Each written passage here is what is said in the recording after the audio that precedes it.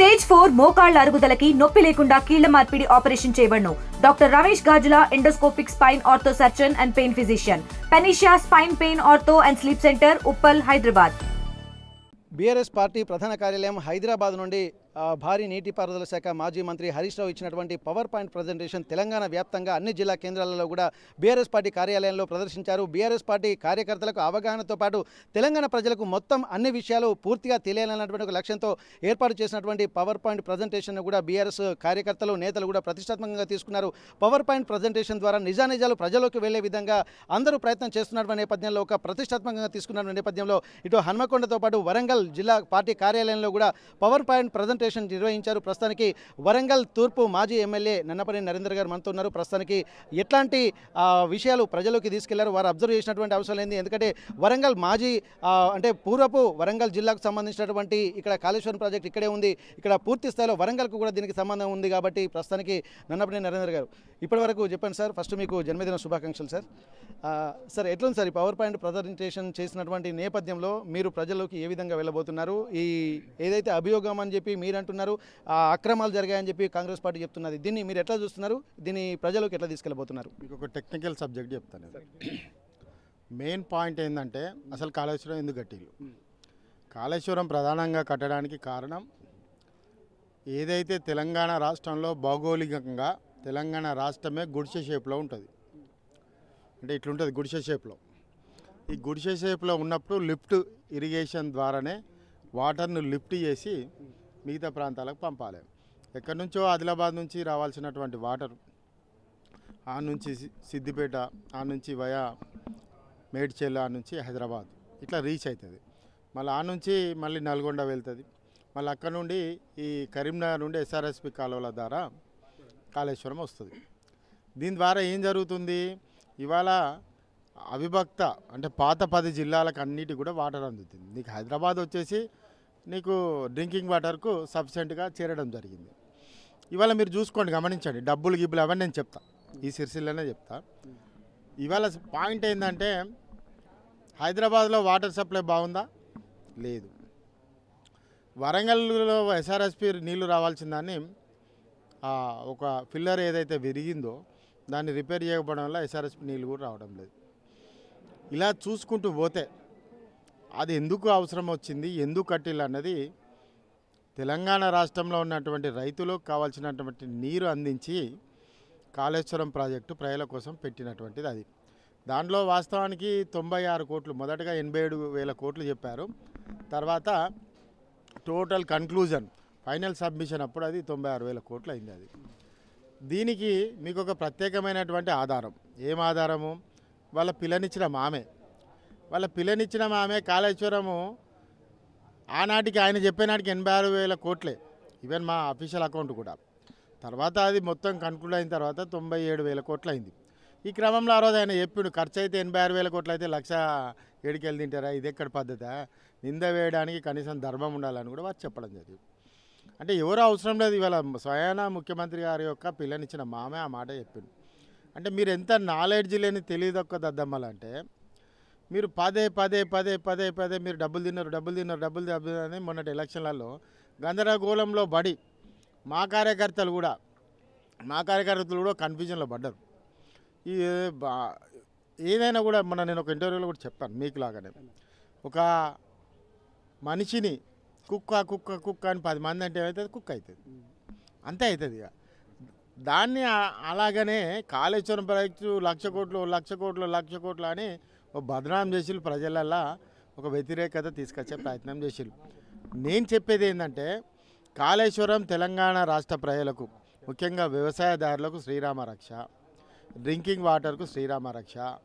కేసీఆర్ గారు అంతా అవగాహన లేకుండా చేసినటువంటి ప్రాజెక్టు కాదు. అయితే ఎంత చెప్పినా ఎవరికి తలకాకెక్కలేదు, ఎవరికి? కాంగ్రెస్ పార్టీ వాళ్ళకు.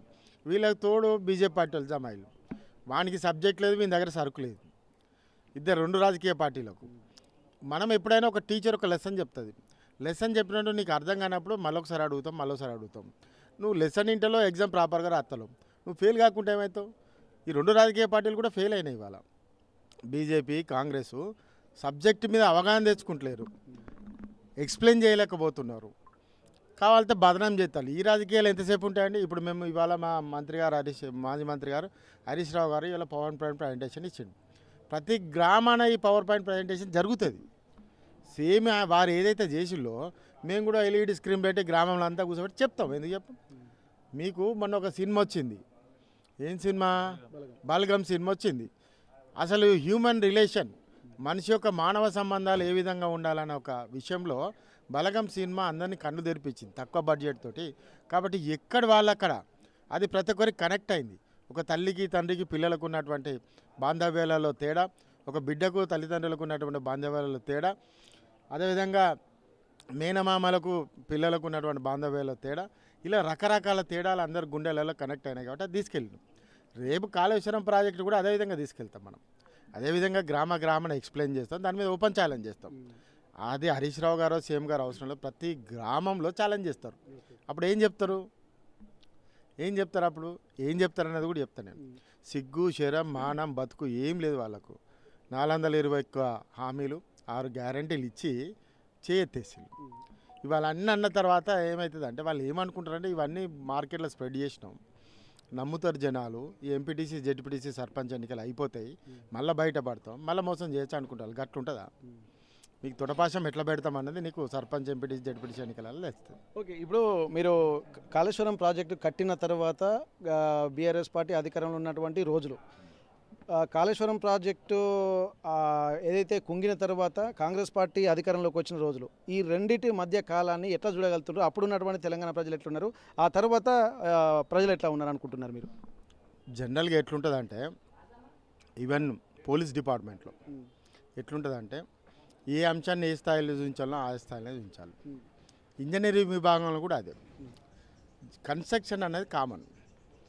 కొన్ని లోపాలు ఉన్నప్పుడు తప్పదు. మీన్స్ నువ్వేం చేస్తావు? డబ్బులు ఇవ్వగలుగుతావు. ప్లానింగ్ ఎగ్జిక్యూషన్ ఎవరు చేస్తారు? ఇంజనీర్లు చేస్తారు. వాళ్ళు సర్టిఫై చేస్తే తప్ప, ఇంజనీరింగ్ చీఫ్ సర్టిఫై చేస్తే తప్ప ఆ వర్క్ ఎగ్జిక్యూషన్ కాదు. కాబట్టి దీన్ని ఒక పీపీపీ మోడల్ కూడా ఇస్తారు. పబ్లిక్ ప్రైవేట్ లిమిటెడ్లో ఇచ్చేం చేస్తారంటే రెండు ఇంటిగ్రేటెడ్ చేసి ఒక special purpose vehicle, special SPV special purpose vehicle అని పెడతారు. పెట్టి దాన్ని ఏంటంటే ఆ టీం ఈ టీం రెండు వీళ్ళు ఎక్స్పర్ట్స్. ఈ ప్రభుత్వంలో ఉన్నటువంటి ఇంజనీర్లు ఎవరైతే ఉంటారో వాళ్ళకు ఉండే స్థాయి వాళ్ళకు ఉంటుంది, కానీ దానికంటే టాప్ ఎక్స్పర్ట్స్ని ఎంగేజ్ చేస్తారన్నారు. వాళ్ళందరూ కలిసి దాన్ని ఒక డిసిషన్ తీసుకున్నటువంటిది. అయినా అది బై మిస్టేక్ కుంగింది. రిపేర్ చేసుకుంటాం. ఇప్పుడు ఇంట్లో పోయినాక ఏదైనా బిచ్చ ఊడిపోతుంది. ఎవరో ఇల్లు ఎందుకు, మా ఇల్లే వాళ్ళకో అప్పచెప్పిన నేను అంతా కాడుతుంది. మొన్న 1,60,000 పెట్టి అన్నీ కొత్త టెక్నాలజీ వచ్చిందంటే అదంతా ఏదో మందు కింద వేసి స్టార్ట్ చేసి కామన్. అది సివిల్ వర్క్లోనండి, ఇంకో దాంట్లో కాదు, సివిల్ వర్క్లో కామన్. అది సివిల్ వర్క్లో వీళ్ళు ఏదైనా ఒక దానికి ఇవాళ మీ ఆర్టీవీ ద్వారా ఒక ఛాలెంజ్ చేస్తాను. మీకు పలానా దాని మీద మేము డీవియేషన్ అయినామంటే రండి మాట్లాడదాం. ఈ చేత కాకుండా మాటలు చెప్పి తచ్చుకుంటూ అంటే ఘోరంగా తిడతాం. మేమైతే మామూలు తిట్టుగా అసలు మామూలుగా తిట్టొస్తలేదు. మేము తిడితే ఎట్లుంటుంది అంటే ఆఖరికి గురేది ఎవ్వనికి వాడు అర్థమైందా? అతడు సినిమానా? ఏం సినిమానా అది? అతడు సినిమానా? కోట శ్రీనివాసరావు వాడే బుల్లెట్ పెట్టి కాల్చుకుంటాడు. ఇలా రేవంత్ రెడ్డి పరిస్థితి కూడా అదే అవుతుంది. Thank you sir. అయితే ఇక్కడ తెలంగాణ రాష్ట్రము ఒక ప్రత్యేకమైనటువంటి కాన్సెప్ట్ తోటి ఉంటుంది. అంటే ఒక గుడిసె రూపంలో ఉంటుంది. కాబట్టి నీళ్లను ఆ పైకి తీసుకెళ్లిన తర్వాత మొత్తం తెలంగాణ ప్రాంతాన్ని అన్నిటికీ కూడా నీరు సఫిషియెంట్గా వెళ్ళాలంటే ఒక ప్రణాళికాబద్ధంగా ఉండాలి. అప్పుడున్నటువంటి ఇంజనీర్లు అలాగే ఇంటలెక్చువల్స్ సహకారంతో కూడా ఈ ప్రణాళికాబద్ధంగానే కాళేశ్వరం ప్రాజెక్టు నిర్మించారు. ఇది ఒక సివిల్ వర్క్ కాబట్టి ఇక్కడ కొన్ని టెక్నికల్గా కూడా కొన్ని ఇష్యూస్ జరిగేటువంటి వాస్తవం. కాబట్టి అటువంటిది రెక్టిఫై చేసుకుని రిపేర్ చేయాల్సిందే తప్ప పదే దీని యొక్క అవినీతి జరిగిందని చెప్పి 1,00,000 కోట్ల రూపాయల నష్టం జరిగిందన్నటువంటి ఒక ఆందోళన మాత్రం ప్రజల్లోకి తీసుకెళ్లడంలో సక్సెస్ అయ్యారు. కానీ అది అందులో ఆధారం ఎంత నిరాధారం ఎంత అన్నటువంటి ఒక కాన్షియస్గా ఉండాల్సినటువంటి అవసరం ఉంటుంది. ప్రజల్ని పక్కదోవ పట్టించడం వల్ల సమస్యలు ఉత్పన్నమవుతాయే తప్ప ఇంకా సమస్యలు తీర్చినట్టు కాదు. ఇక్కడ కుంగిన పిల్లర్ను సరి చేస్తే సరిపోద్ది. దానికి అట్లా కాకుండా మొత్తం ప్రాజెక్టే ఒక ప్రణాళికాబద్ధంగా లేదన్నటువంటి వివరాలు కూడా పదే చెప్పడం వల్ల ఇక్కడ ఒక తప్పిదంగా దీన్ని వివరించేటువంటి ప్రయత్నం చేస్తున్నారు. కానీ తెలంగాణ ప్రజలు మొత్తం గమనిస్తున్నారు కాబట్టి ఇవన్నింటినీ దృష్టిలో పెట్టుకొని మళ్ళీ ప్రజల్లోకి అదే ఉద్దేశంతో పవర్ పాయింట్ ప్రజెంటేషన్ ద్వారా కూడా వెళ్తున్నటువంటి నేపథ్యంలో ఎట్లాంటి పరిస్థితులు ఉన్నాయో ప్రజల్లోకి వివరిస్తాము.